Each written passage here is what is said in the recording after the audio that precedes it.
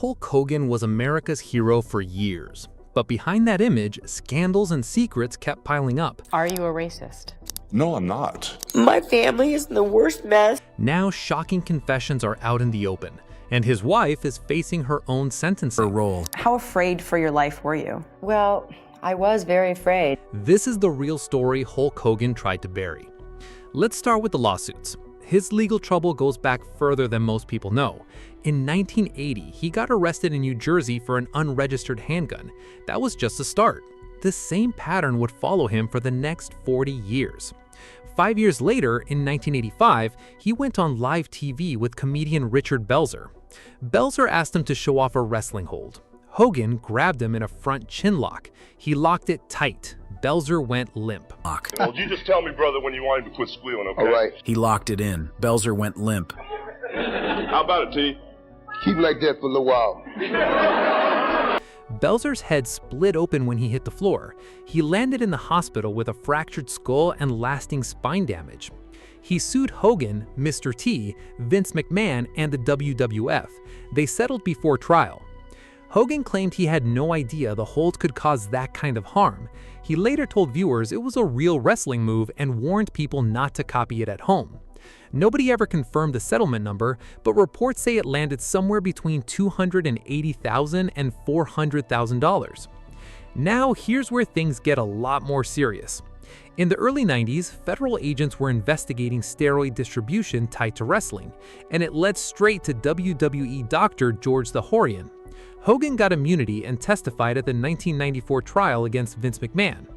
Under oath, he admitted he'd been using anabolic steroids since 1976, first for a bad back, then just to build muscle. That flipped years of public denials upside down. His old mentor, wrestling legend Billy Graham, watched the hypocrisy up close. Graham says he first met a young Terry Bollea at a Tampa nightclub back in the mid-70s, long before Hulk Hogan existed. Hulk Hogan. Oh, I remember the first night I met Hulk Hogan.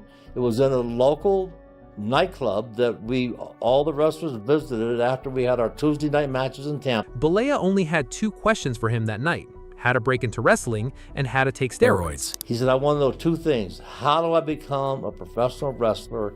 And how do I take steroids? Graham says Bollea told him he'd already been injecting testosterone almost daily for a full year by that point. He'd built up a golf ball-sized lump of scar tissue on one hip from the constant shots. Graham told him to switch hips and rotate the spots. He did, and he kept it up for decades. And he said, well, I've been doing that for the last year. I've been giving myself a shot of testosterone almost every day. On my, I believe he said my right hip. Later, Hogan went on national TV and flat out denied ever using steroids, standing there with a body Graham says was impossible to build naturally. Graham was not buying it for a second. Impressed. And then to get into his career, his extremely successful career, and then to go on to a national televised show like that. He called it a joke of a lie. List one.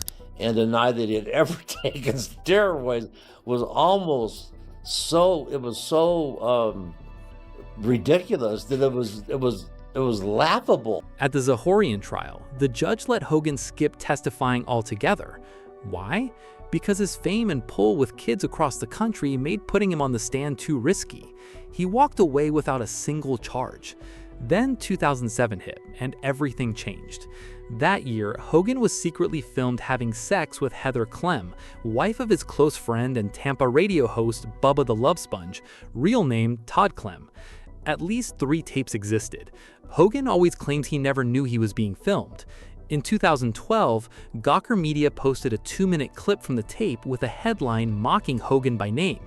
Hogan sued for invasion of privacy, demanding $100 million within 6 months. Over 2.5 million people watched it on Gawker alone, and it spread across porn sites fast. Hogan's team showed a chart proving Gawker's traffic hit an all-time high that month, and staff bonuses, tied to page views, maxed out too. Gawker's editor AJ Daulerio admitted under oath that Hogan's body in the tape had 0 news value. After 6 hours, the jury hit Gawker with $115 million in damages, plus $25 million in punitive damages, $140 million total. Gawker went bankrupt. The case later settled for $31 million, and the site shut down for good. Behind it all, tech billionaire Peter Thiel had secretly bankrolled the lawsuit, about $10 million, as revenge for a 2007 Gawker story that outed him as gay. Gawker founder Nick Denton spoke about it in his first interview after the verdict. Ever since the Florida judgment, and you could argue ever since Peter Thiel set his sights on the destruction of Gawker.com, this has been sort of inevitable. But there was more on those tapes, something Gawker allegedly leaked from sealed court files. In 2015, transcripts surfaced with Hogan repeatedly using the N-word, even saying, "I am a racist," to a point. He ranted about his daughter Brooke dating a black man. It was recorded in those same 2007 sessions, moments Hogan never knew were saved. WWE fired him that same day. They pulled him from the Hall of Fame and wiped him from their platforms. He later apologized on camera. Are you a racist? No, I'm not. I'm not a racist. I never should have said what I said. It was wrong. I'm embarrassed by it. He told ABC's Amy Robach the language came from growing up in South Tampa, where he said that word got used casually by everyone, no matter their race. And where I grew up was South Tampa, Port Tampa, and it was a really rough neighborhood, very low income, and all my friends, we greeted each other saying that word. Some defended him by pointing to how he treated black wrestlers in the business. WWE brought him back in 2018. But the Gawker case wasn't his only legal storm from that time. In August 2007, weeks before Linda filed for divorce, Hogan's son Nick crashed a Toyota Supra in Clearwater, going over 60 miles per hour. His passenger, Iraq war vet John Graziano, suffered permanent brain damage and needed round-the-clock care for life. Nick's blood alcohol tested at 0.055% 2 hours after the crash. He'd racked up 4 speeding tickets in the previous 11 months. Nick pleaded no contest, served about 5 to 6 months in jail, and got 5 years probation plus 500 hours of community service. The Graziano family sued Hulk, Linda, and Nick for negligence, blaming the parents for an underage driver. It settled in 2010 for a confidential amount, believed to be in the millions, set aside for Graziano's lifetime care. Nick was clearly wrecked by what happened to his friend, describing how hard it was just to get out of bed some days, and how sorry never felt like enough. Just when I remember finding out about how bad everything was, it's still hard for me to think about. I'm sorry. While the lawsuits raged outside the ring, something else was falling apart inside the Hogan house. Now the Linda Hogan story. Hulk and Linda married in 1983. For over 20 years, they built what looked like an empire from the outside. The wrestling fame, the merchandise, the reality show. When VH1 filmed Hogan Knows Best starting in 2005, viewers got a curated look at a perfect family. The overprotective dad, the steady mom, kids growing up famous. It looked warm and easy to watch, but behind the cameras, it was quietly falling apart. Then in November 2007, Linda filed for divorce in Pinellas County. Hogan later said he found out from a reporter who called him mid-interview, blindsided. Linda told a different story. Her publicist said the real reason was Hulk's affair with Christiane Platt, Brooke's close friend who'd spent tons of time in their home. Platt confirmed the affair to the National Enquirer in 2008, saying it started once the marriage was already privately dead. Brooke posted about betrayal on MySpace, then deleted it. The divorce dragged on for nearly 2 years. Court filings put their net worth between $26 and $32 million. Temporary alimony was set at $40,000 a month. Both sides fought hard in the press. It became a two-front war, courtroom and tabloids at once. The deal was finalized on July 28, 2009. Linda kissed Hogan on the cheek in court and said the war was over, that she still loved him as her kid's father. The term stayed sealed at first, but later leaked. Linda walked away with about 70% of their liquid cash, $7.44 million out of $10.41 million. She also got a $3 million property deal, 40% of Hulk's companies, 40% of future revenue, and a fleet of luxury cars. No ongoing alimony. Hogan kept the Clearwater house and roughly $3 million left in cash. On paper, it was done. In reality, it had just begun. In her GMA interview after the settlement, Linda described her lowest point. Divorce. I just couldn't even see a reason to live. I mean, I had no reason to even be here. The settlement wasn't the end, it was just a pause. In 2011, Linda wrote a memoir, Wrestling the Hulk: My Life Against the Ropes. In it, she claimed years of physical and emotional abuse hidden behind the celebrity smiles. She wrote that he tore her shirt during fights, threw lamps, and pinned her to the bed by her throat. She described slamming doors, pounding walls, and constant fear, saying she always thought he might kill her in a rage. She quoted a Rolling Stone piece where Hogan, talking about Linda's younger boyfriend, brought up O.J. Simpson. That 19-year-old boy is sleeping in your bed with your wife. I totally understand O.J. I could have turned everything into a crime scene like O.J., cutting everybody's throat. Reading that made her fear feel real. After reading the article about the O.J. thing, I thought, it's possible. I don't want to be a Nicole Simpson situation. In December 2011, Hogan sued Linda for defamation, an 18-page lawsuit in Pinellas County. He called the abuse claims completely false, saying the book was just to boost her fading fame after the show ended and the marriage collapsed. He also pushed back on a rumor in the memoir about him and his close friend Brutus Beefcake. A claimed Beefcake himself threatened to sue Linda over. Asked about the gay rumor on TV, Hogan said, If it was true, Yeah. and it was gay, I'd embrace it, and I'd Yes. tell you guys about it, and I'd celebrate it. Yeah. On the abuse claims, Hogan made one sharp point. During 4 brutal years of divorce, while Linda's lawyers tried multiple times to get him jailed over money disputes, abuse never came up once in court. No photos, no 911 calls, no earlier filings. Then a book deal showed up, and suddenly the story grew. No public verdict or settlement from that defamation case was ever reported. It just faded away quietly, much like that 1980 gun arrest. But the money fights from the divorce did not fade quietly at all. They dragged on for over a decade. In 2018, Linda accused Hogan of hiding assets and shorting her 40% cut of company revenue. The battle just moved to a new courtroom. In August 2019, a Florida judge ruled Hogan personally responsible for dragging out the legal costs with endless motions and ordered him to pay Linda over $180,000 in legal fees within 30 days. Linda kept talking publicly too.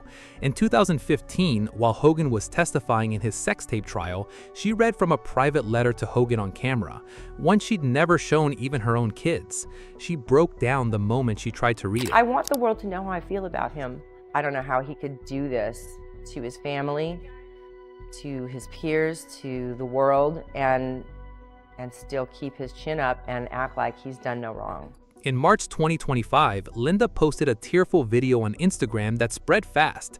Sitting alone at home, visibly upset, she described just how broken her family still was. My family is in the worst mess. Brooke doesn't talk to us. She's had twins. She got married. She didn't tell us. She had twins. She didn't tell us. She called Hogan a liar and a sex addict. She said she'd tried for years to bring the family back together and nothing had ever changed. I'm going to give you my thumbs down. I've given him more opportunities to come back and make us a family, and it's been 20 years and I'm still this sad. Hogan's response came on Instagram with his third wife, Sky, the two of them just eating popcorn on the couch.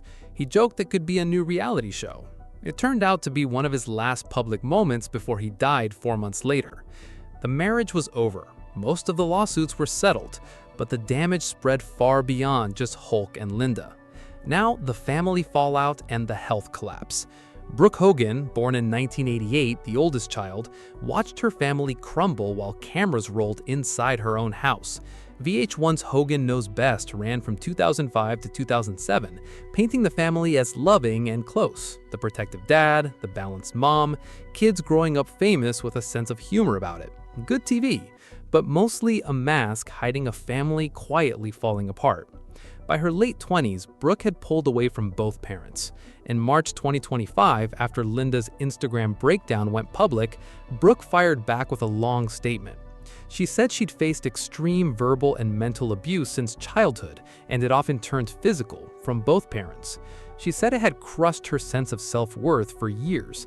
She compared her family to an iceberg, the happy image on top, real damage buried underneath. Brooke wrote, "Don't let someone make you feel guilty because they are suffering the consequences of their own actions." She didn't name names, but her longer post made it clear both parents caused her separate pain. She called the estrangement deliberate, painful, and necessary, not a snap decision, but something she reached after years of trying to survive an unhealthy family. By early 2025, Brooke had been estranged from both parents for about 8 years. She married in 2022 without telling them. She had twins, Oliver and Molly, in early 2025, also without telling them. Things with her dad got worse around 2023. That September, Hulk married his third wife, Sky Daly, and Brooke skipped it. That same year, she asked to be removed from her father's will entirely.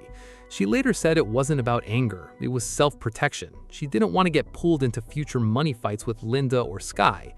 That fear scared her more than losing any inheritance. She stayed a beneficiary of only one separate life insurance trust. The distance clearly hurt Hogan. People close to him said he stayed emotionally affected, still hoping he and Brooke would find their way back. Their last conversation before he died reportedly included some kind of apology, though Brooke later said it didn't go far enough. She skipped his funeral. She explained it wasn't rejection, just her own private way of grieving. It was a weird call to get in a weird time in life, right? So I was estranged from my family. I had asked to be removed from my father's will. Instead, she honored him privately at the beach with her kids and later visited the funeral home alone to pray by his body. Nick Hogan, 2 years younger than Brooke, stayed closer to both parents through all the chaos, but his own story carries real weight too. The 2007 crash that left John Graziano permanently brain damaged shaped Nick's entire 20s. He did his time, finished Pearl early, and mostly stayed out of headlines since. After his father died, he showed up in court as the sole named beneficiary of the estate, the one family member who stayed connected to both parents the whole way through.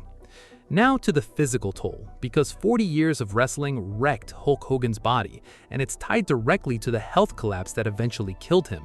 He wrestled for almost 4 decades at a size and intensity most bodies can't survive. On Logan Paul's podcast in 2024, he described the damage like it was just the cost of doing business. No, I've had like 25 surgeries in the last 10 years. That's it. Yeah, 10 back surgeries.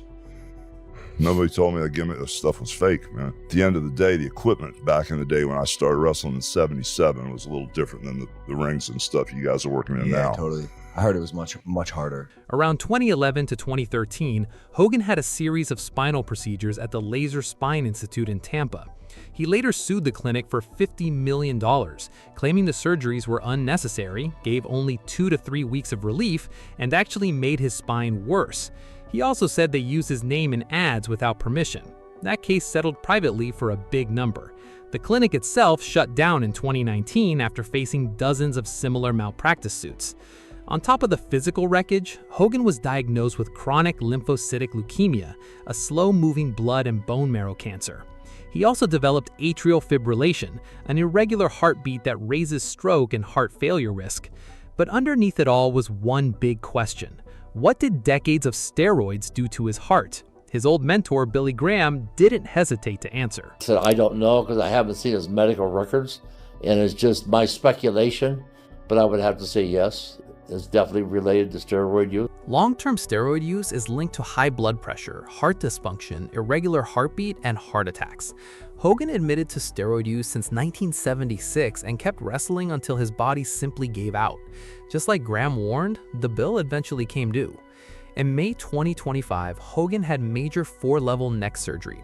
It triggered one complication after another: intubation, vocal cord damage, feeding tube issues, breathing trouble, major weight loss, and dependence on oxygen. People close to him said his final weeks brought renal failure, fluid overload, and COPD complications that followed him home. On July 24, 2025, Hulk Hogan suffered a cardiac arrest at his Clearwater home and died. He was 71. His estate was worth about $25 million. The Clearwater Mansion, the Real American Beer brand, Hogan's Beach Shop, and roughly $4 million in intellectual property. Under Florida law, his wife Sky could claim up to 30% of the estate no matter what the will said. Nick was named the sole beneficiary of the listed assets. Brooke wasn't included by her own request 2 years earlier. By September 2025, court filings showed Sky agreeing to let Nick co-manage the estate, a peaceful deal instead of the fight many expected. Linda's reaction came days later. She posted an emotional Instagram tribute calling him the only man for her, saying she cried all day, still calling him family through their kids. Brooke posted her own tribute, saying it came from a place of peace. She wrote about a quiet, sacred bond with him and said his eyes shine through her children. She said she knew the real him beyond the persona, the bandana, the leg drop, the endorsements, and the headlines. The Hulk the world knew was a carefully built image, decades in the making, one that survived steroid scandals, racist recordings, a sex tape, a brutal divorce, and a family that fell apart no matter how hard they tried to hold it together on camera.